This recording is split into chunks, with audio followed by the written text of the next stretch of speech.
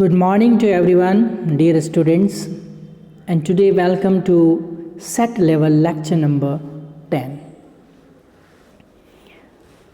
आज हम सीखने वाले हैं लेक्चर नंबर 10. इसके लिए आपको पेज नंबर 88 यानी कि 88 ओपन करना है. 88 नंबर का पेज 88 नंबर का पेज आपको ओपन करना है और इसमें आज हम सीखने वाले हैं, जैसा कि हमने सेट लेवल में हर एक क्लास में एक प्रैक्टिकल लेसन दिया है और उसके साथ ही हमने उसमें प्रैक्टिकल वोकैब भी दी है. यानी हर एक क्लास में प्रैक्टिकल लेसन भी आपको मिलेगा और प्रैक्टिकल वोकैब भी आपको मिलेगी, जिससे आप अपने कॉन्फिडेंस को बूस्ट कर सकते हैं, आप अपने कॉन्फिडेंस को बढ़ा सकते हैं. तो चलिए आइए हम शुरुआत करते हैं आज के दूसरे दिन का व्यावहारिक सबक. व्यावहारिक सबक को इंग्लिश में क्या कहते हैं? Practical lesson. आपको ये हैंड टू हैंड जो भी मीनिंग आपको दिख रहे हैं वो सारे लर्न करने हैं. ओके, तो प्रैक्टिकल लेसन का मतलब क्या हो गया? व्यावहारिक सबक. ये कि दूसरे दिन, आपके पहले दिन भी प्रैक्टिकल लेसन आया था, इंट्रोडक्शन, परिचय, एक्वेंटेंस, जान पहचान, इस तरह के आए थे. तो आज के प्रैक्टिकल लेसन में हमारे पास क्या है? देखिए, इंग्लिश में रोज़मर्रा यानी कि डेली लाइफ, रोज़मर्रा के कई वाक्य ऐसे होते हैं जो केवल एक या दो शब्दों से मिलकर बन जाते हैं. जैसे हम डे टू डे लाइफ में जब इंग्लिश का यूज़ करते हैं तो कई वाक्य, कई सेंटेंस, कई फ्रेजेस ऐसे होते हैं जो 1 और 2 वर्ड से मिलके बन जाते हैं. जैसे आप एग्जाम्पल इसमें देख लिए, वाई सो.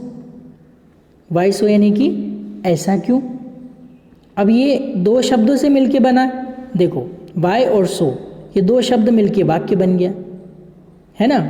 देखिए, ये वाई एक वर्ड है और सो एक वर्ड है. ये दो वर्ड मिलके एक सेंटेंस बन चुका है, यानी कि वाक्य बन चुका है. ठीक है, तो यही बात है कि इंग्लिश में रोज़मर्रा के कई वाक्य ऐसे होते हैं जो केवल एक या दो शब्द से मिलकर बन जाते हैं, ऐसे सेंटेंस. जैसे वाई सो यानी कि ऐसा क्यों, और अपने भावों को यानी कि अपनी इमोशन को पूरी तरह व्यक्त भी कर देते हैं, यानी कि एक्सप्रेस कर देते हैं. अब ये सेंटेंस देखो अपने आप में परफेक्ट, वाई सो ऐसा क्यों, इसमें आगे कुछ कहने की ज़रूरत ही नहीं, क्योंकि अपने आप में ये पूरा इमोशन, अपनी इमोशन को एक्सप्रेस कर रहा है पूरा सेंटेंस. वाई सो ऐसा क्यों, तो फिर उसका आगे रीज़न बताया जाता है. ठीक है, यदि हम ऐसे वाक्यों को देखकर उनका प्रयोग अच्छी तरह से समझ लें, ध्यान दें इस बात को, यदि हम ऐसे वाक्यों को देखकर उनका यूज़ अच्छी तरह से अंडरस्टैंड कर लें, अच्छी तरह से समझ लें और दिमाग में बिठा लें, अगर ऐसे छोटे छोटे जो सेंटेंस है ना, इनको अच्छी तरह से समझ लें और दिमाग में बिठा लें, तो इंग्लिश सीखने का आधा काम तो बिना ग्रामर जाने और बिना मेहनत के यूं ही हो जाता है. और ऐसे ऐसे जो सेंटेंस अपन देख लें, दिमाग में बिठा लें, तो इंग्लिश सीखने का आधा काम तो वैसे ही ख़त्म हो गया आपका. बिना ग्रामर जाने आप बोल सकते हैं, इनमें ग्रामर भी इंक्लूड है. ठीक है, इसलिए हम आपको ऐसा एक संग्रह दे रहे हैं, ऐसा एक कलेक्शन दे रहे हैं. आप इन वाक्यों को पढ़कर अच्छी तरह से अपने दिमाग में इम्बाइब यानी कि बैठा लें, यानी कि कंठस्थ कर लें. तो एक नया वर्ड आया है यहाँ पे, कई बार आ चुका है पहले भी, इम्बाइब यानी कि दिमाग में बिठा लें, अच्छी तरह से कंठस्थ कर लेना. क्लियर, यानी कि लर्न बाय हार्ट, यानी कि कंठस्थ कर लीजिए. तो कहने का मतलब ये है कि छोटे छोटे सेंटेंस से आप अगर इंग्लिश रोज़मर्रा के ऐसे सेंटेंस जो एक या दो शब्दों से मिलकर पूरी तरह बन जाते हैं और अपने इमोशन को पूरी तरह एक्सप्रेस भी कर देते हैं, ये और इन वाक्यों को देखकर इनका यूज़ अच्छी तरह से समझ लें और दिमाग में बिठा लें, तो इंग्लिश सीखने का 50% काम तो विदाउट ग्रामर आपका और विदाउट वर्किंग हार्ड जब बिना ग्रामर के वो बिना मेहनत की यूँ ही हो जाता है। इसलिए तो हम ऐसा आपको कलेक्शन यहाँ पे देने वाले जो आपको इम्बाइब करना है, लर्न बाय हार्ट करना है। तो देखिए यहाँ पे कितने सेंटेंस आज हम सीखने वाले हैं उसको हम देख लेते हैं। 1 2 3 4 5 6 7 8 9 10 11 12 13 14 15 16 17 18, यानी कि टोटल आपके पास 18 सेंटेंस जो बहुत ही सिंपल है। आप एक बार पढ़ेंगे आपको लर्न हो जाएंगे। तो आप आज का काम आपको आज ही करना है, आज ही। जैसे प्रैक्टिकल लेसन लर्न करना मतलब प्रैक्टिकल लेसन ही लर्न करना, आगे नहीं देखना है। जो आप लेक्चर पढ़ रहे हैं उसी को पढ़ना है। जैसे मान लो 2 लाइनें आपको समझाई पूरे लेक्चर में, तो 2 लाइन ही पढ़नी है, अपना दिमाग एक्स्ट्रा नहीं लगाना है उसमें, ठीक है। ये पूरा कोर्स हमने बहुत ही सिस्टमेटिक बनाया हुआ है। अब इसमें तो इंग्लिश है और इसमें इनका प्रोनंसिएशन यानी कि उच्चारण है, और इसकी वापस हिंदी क्या होती है वो इसमें आपको दे रखी है। यानी कि एक फर्स्ट क्लास का बच्चा जिसको हिंदी पढ़ना आती है वो भी इंग्लिश बोल सकता है मेरे कोर्स में। Because trust come through erudite, क्योंकि विश्वास कहाँ से आता है? एरुडाइट से आता है। तो आपको बहुत ही अच्छे से पढ़ना है। तो सबसे पहले इनके हम प्रोनंसिएशन देख लेते, पढ़ लेते हैं। बी हियर टुमारो, ओबे your elders, run fast, depends, can say, run cats and dogs, rest assured, anyhow, by hook or by crook. Why not? Just coming, just now. Very dirty. What a horror, what a terrible. How beautiful. What's the time? Stay where you are. Repeat it. Pardon, please. Neat and clean, just leave me alone. तो चलिए जो 18 sentence के pronunciation देखे हैं तो अब हम इनकी प्रैक्टिस भी कर लेते हैं। देखो पहला सेंटेंस यहाँ पे बी हियर टुमारो। हियर मतलब यहाँ, टुमारो मतलब आने वाला कल, यानी आने वाले कल पे बी यानी कि रहना। बी किसके लिए यूज़ होता है? रहने के लिए। तो अगर आपको कहना कल यहाँ पर रहना तो आप इंग्लिश में बोलेंगे बी हेयर टुमारो। ये सेंटेंस आपको लर्न करने, इनमें ग्रामर भी इंक्लूड है। Without grammar, without working hard ये सेंटेंस आपको कंप्लीट, बहुत अच्छा कलेक्शन है। बी हेयर टुमारो इसका मतलब क्या हुआ? कल यहाँ पर रहना, बी हेयर टुमारो। अगला सेंटेंस है ओबे योर एल्डर्स। ओबे मतलब क्या होता है? कहना, मानना। योर एल्डर्स मतलब अपने बड़ों का, ठीक है। यानी आपके बड़ों का कहना मानिए, यानी कि अपने बड़ों का कहना माने। तो इसको इंग्लिश में क्या कहेंगे? ओबे योर एल्डर्स, यानी कि अपने से बड़ों का कहना मानो। क्लियर? ओबे योर एल्डर्स। प्रोनंसिएशन यहाँ पे दे रखी है, पढ़ने में आपको दिक्कत हो तो बी हियर टुमारो, ओबे योर एल्डर्स। क्लियर? नेक्स्ट, ये तो आपको बहुत ही अच्छी तरह से पता है, even junior KG, senior KG वाले बच्चों को भी ये पता है। Run fast. देखो रन फास्ट क्या हुआ?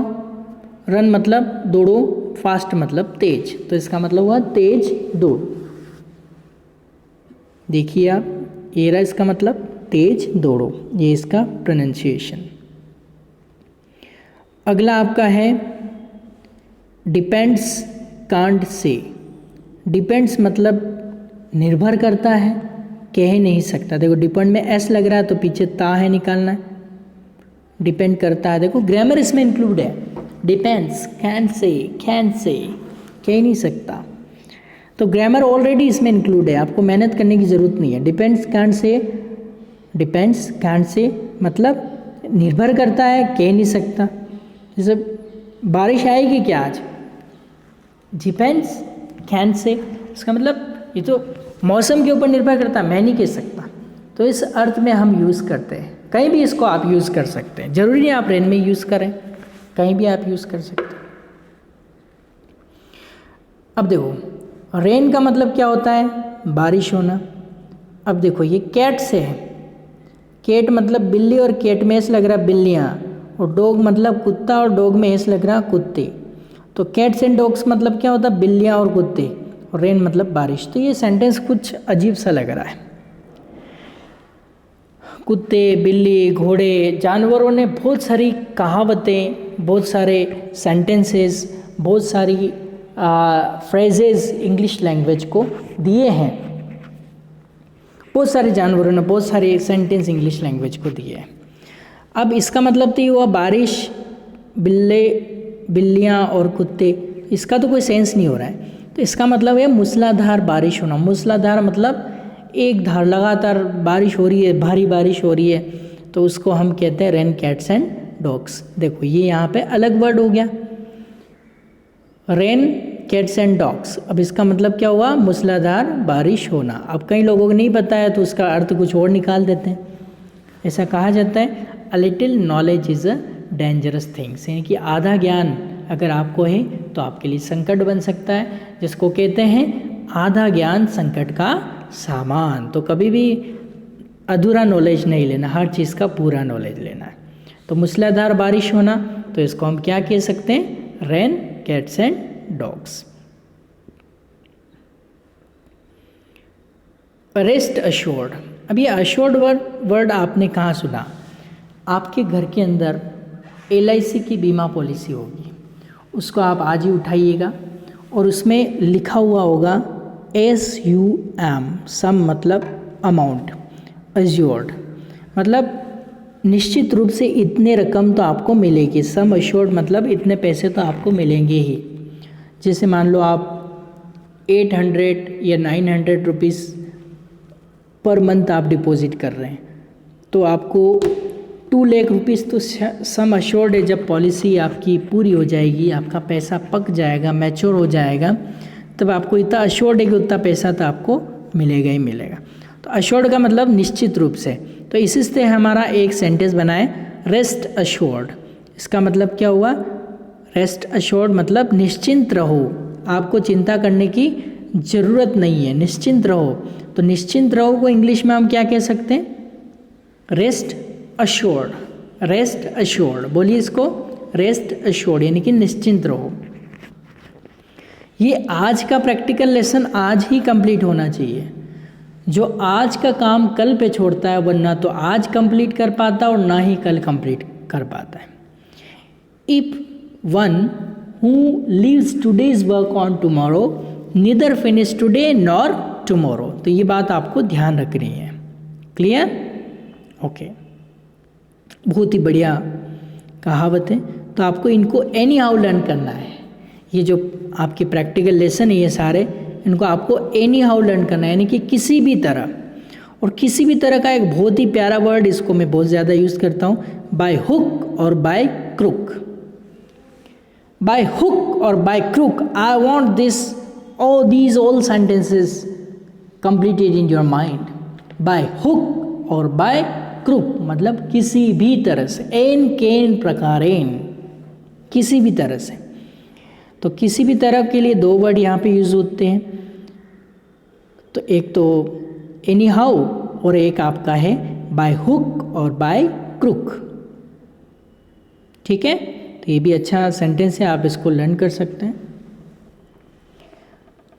अगला तो आपका बहुत ही ईजी है, वाई मतलब क्यों, नॉट मतलब नहीं। वाई नॉट मतलब क्यों नहीं, बस जो इसका सेंस है वही इसमें है। वाई नॉट यानी कि क्यों नहीं, इस तरह का सेंस आप इसमें लगा सकते हैं। क्लियर? अब अगला आपका है कि आपको कहना है कि जस्ट कमिंग। अब जस्ट कमिंग का मतलब क्या हुआ, जस्ट कमिंग मतलब हुआ बस अभी आया। जैसे मान लो आपको कोई कॉल आता है, where are you, when are you coming, आप just coming, wait wait a bit, just coming, यानी कि बस अभी आया। जस्ट कमिंग मतलब बस अभी आया।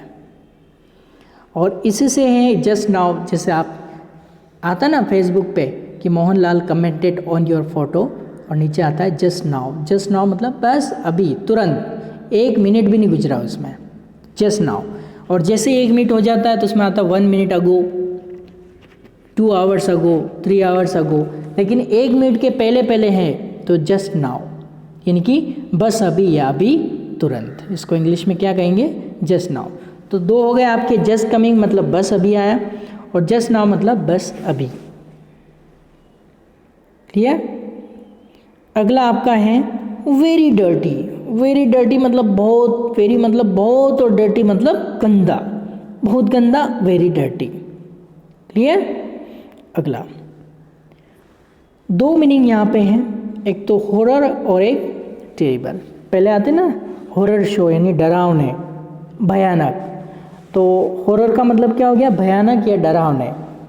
जैसे जी हॉरर शो आता था पहले टीवी पे, तो अब इसको लोग ऐसे बोलते थे, जी हॉरर शो होता, जी हॉरर शो बोलते थे। तो हॉरर नहीं होता है, जब आप उसका प्रोनाउंसिएशन राइट करना सीख जाएंगे तो बहुत सारी प्रॉब्लम आपकी लाइफ में वैसे ही सॉर्ट आउट हो जाएगी। तो यहाँ पे दो मीनिंग है, एक तो हॉरर और एक टेरिबल। दोनों का मतलब होता है भयानक या खतरनाक, डरावना।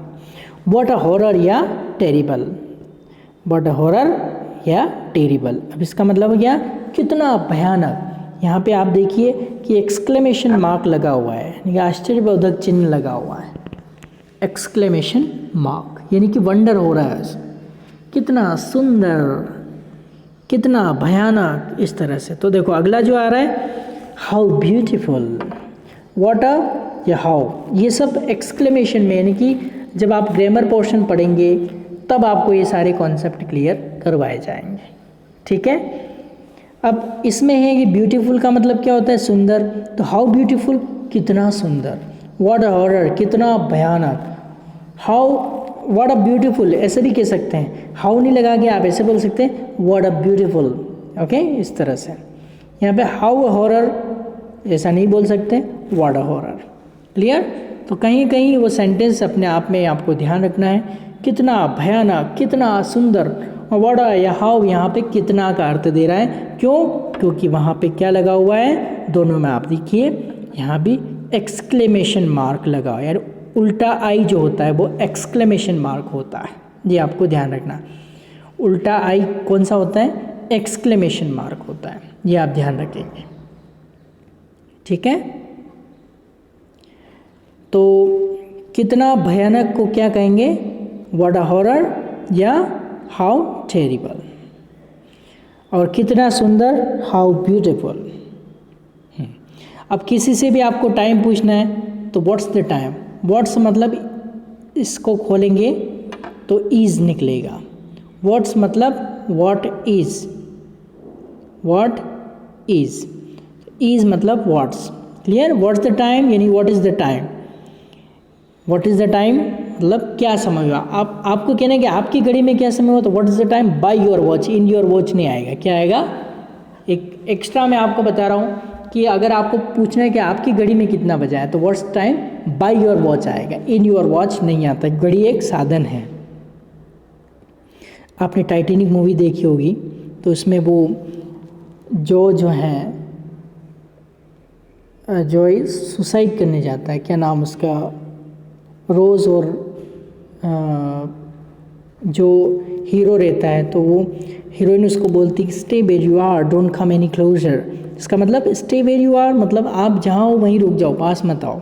Stay where you are, stay where you are, stay मतलब ठहर जाना, वेयर जहाँ, यू आर तुम हो, तो यानी कि जहाँ हो वहीं रुक जाओ। तो stay where you are, don't come any closer, stay where you are, don't come any closer. इस तरह से आपने सेंटेंसेस सुने होंगे।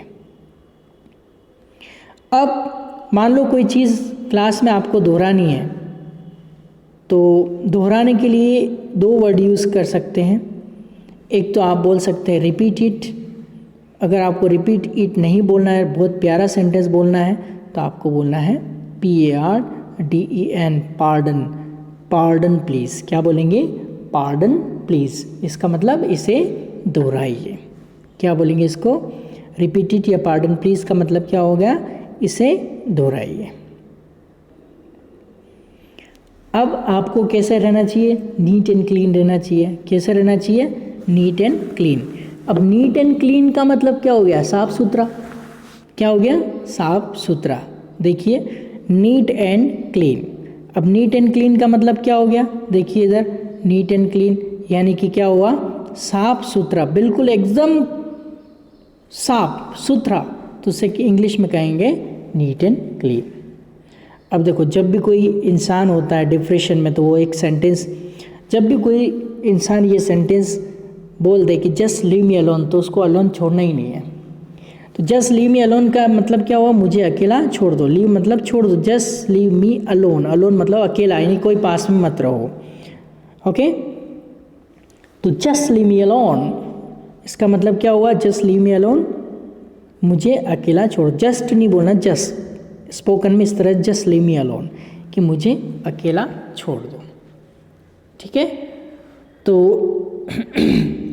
यहाँ पे पेरेंट्स के लिए एक बात मैं कहना चाहूँगा, we thank all dear parents, हम सभी प्रिय माता पिता को थैंक्स बोलना चाहते हैं, for showing there confidence with us, जिन्होंने हमारे अंदर उन्होंने विश्वास रखा कि ये हमें इतना अच्छा ट्रेंड करेंगे, तो उसके लिए हम थैंक्स बोलते हैं। एक यहाँ पे यूज़ हुआ वर्ड बहुत ही प्यारा है, from the bottom of our heart, हमारे तह दिल से, हमारे दिल की गहराइयों से उनको हम धन्यवाद बोलना चाहते हैं, क्योंकि जैसे आप पेरेंट्स, आपकी वजह से हम ये चाहते हैं कि हम आपको बेस्ट से बेस्ट मटेरियल उपलब्ध कराएं, और उसके लिए आपने हमारे अंदर जो विश्वास रखा है, for showing your confidence with us, हमें जो विश्वास आपने जताया उसके लिए दिल की गहराइयों से, यानी कि from the bottom of our heart, यानी कि तहे दिल से धन्यवाद आपको। तो आज के लिए हम इतना ही पढ़ेंगे लेक्चर में। Till then, good bye, God bless you.